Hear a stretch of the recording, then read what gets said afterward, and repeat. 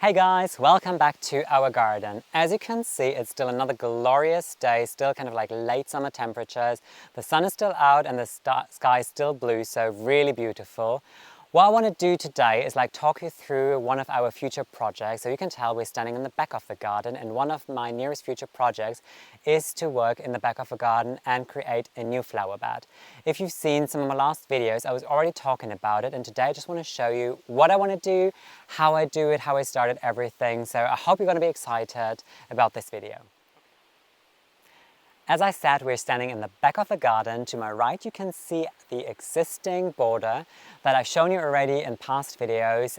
This has been here now for basically just this season. I'm really happy about it, how everything is looking, just these big drifts of asters and rudbeckia and then the bistorata, everything like this beautiful swoosh, coming in this big shape, really organic in here. And what I want to tackle as my next project is kind of like an extension to what happens here on my left side. So there you see is the end of a property. There is a fence, and the fence is something that we need to have because we do have the dogs here. Alfie is here, and we always had a dog, and I think we're always gonna have a dog. So this needs to stay to make sure when we're just working in the garden, I try and have an eye on Alfie, and most of the time she's with me, at least somewhere in the area where I am, but it just gives me a safer feeling. So the fence, I think in general, is not that visual from a far distance, but you can still kind of see it. And what I want to do is that the garden and the slope and the landscape, everything starts melting together better.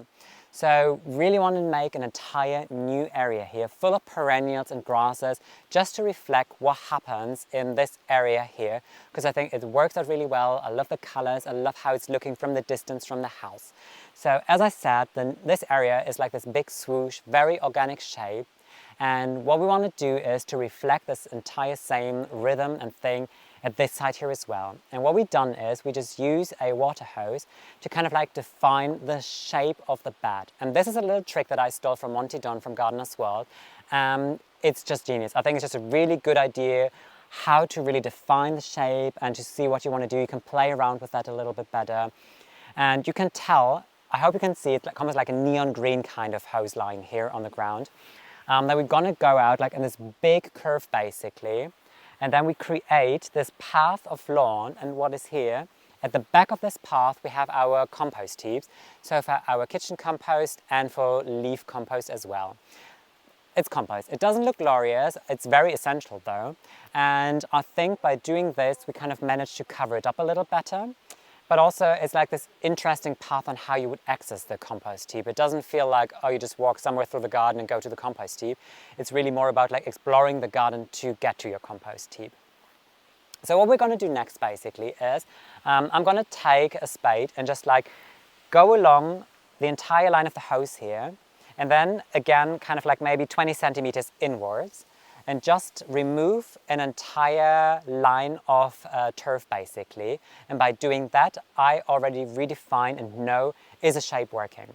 Because now's the point when I do that and I see, oh, maybe I need to go out a little further, or that was too far maybe, which never happened to be honest. Most of the time it's more where I feel oh, I just want to have a little more flowers, so I just take a little more lawn off. I guess you might know that, you know that feeling probably as well.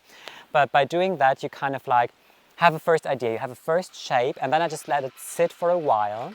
And then around November time, same what we did with that area actually, we're going to get a machine, because this is a big area. I mean, removing all of this turf by hand, that would be impossible. It would take me probably a week or even longer. So what we're going to do is we take a machine, it just strips off the turf kind of in lines. You can roll it up and easily just use it. You could just I don't know, I for example use the old ones to build some of the layers on the slope back there, which was really easy and convenient, and I think I might do the same probably again for the other side of the slope. What we're going to do then is I'm going to put in the edging, so I'm going to put in the stone edging, which I plan on showing you. All of these things I'm going to show you anyways in the upcoming video. So the edging will go in, and then also we're going to improve the soil. So by taking out the turf anyways, kind of a thick layer of soil comes out automatically. What I do is I'm going to add some fresh garden soil that I buy at the garden center, of course. I'm going to prepare the soil with some bone chips, just to get the to get all the microbes and everything working it in and just prepare the soil with goodness when I'm going to plant it next year. So the last thing I'm going to do this winter then is just like to cover everything up with mulch. So everything is ready for next year, and all I got to do is then order plants, buy plants, whatever, put them in here and just get the same effect that I have there in here. And I really can't wait. This is one of those really, really exciting projects because I know it's going to improve the look of the garden and the feel. It's going to connect the garden with the slope. Yeah, it's just really cool. You're going to see it in November for sure. That was it for today's video. It's going to be a shorter video, but I really want to do it because I just wanted to show you from the first initial thought process basically on what I want to do and how I want to transform the back of the garden bit by bit. So this is going to be the first part, and then of course we're going to continue with the area over there, but this is going to be, I don't know, maybe in 2 years, maybe in 3 years. I really need to see how this works and then just tackle all the other small areas and just improve it before I start another big project. So let's first do this. Hope you be excited about it. Hope you enjoyed this video. I always enjoy showing you my garden, walk you through my projects. So until then, I hope to see you in the next video again. Take care. Bye.